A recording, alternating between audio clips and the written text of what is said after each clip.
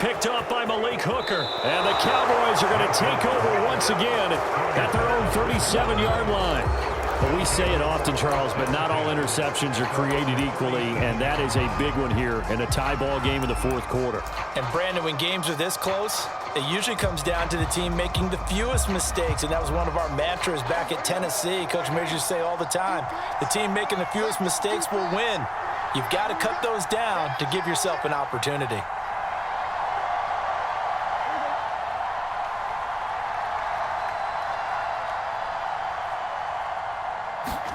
Prescott.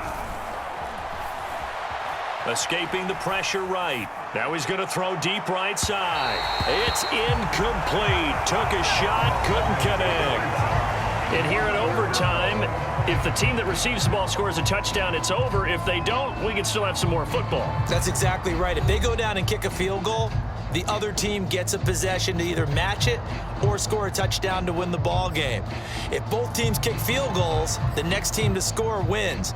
But if the receiving team throws a pick six or fumbles the ball and it gets picked up by the defense and they score, the game is over at that point.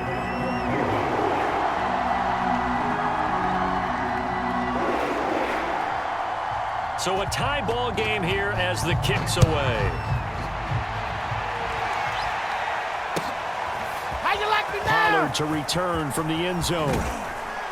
And tackled at the 21-yard line, so a net negative there of 4 yards.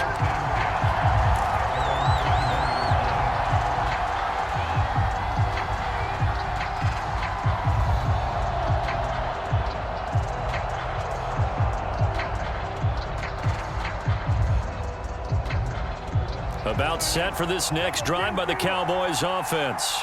Set for their first drive here in overtime, and this is where the crowd can really become a factor. They've had to battle it all day, but I know what you're saying. In overtime, that gets double, doesn't it? At least, because now the crowd really wants to be involved and help their team, and that first drive can dictate the whole thing because they know if this team takes it downfield and scores a touchdown, it's game over. It's been loud in here so far. Here's a pass swung out left to his running back.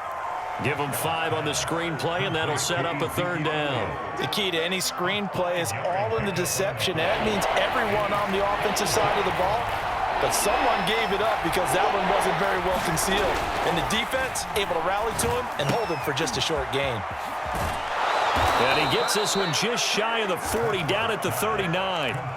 He did not have a catch till that moment.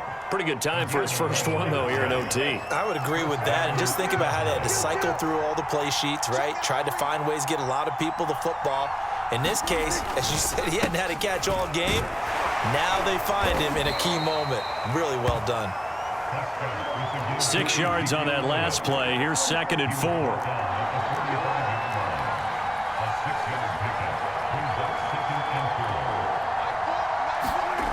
Throwing, Prescott.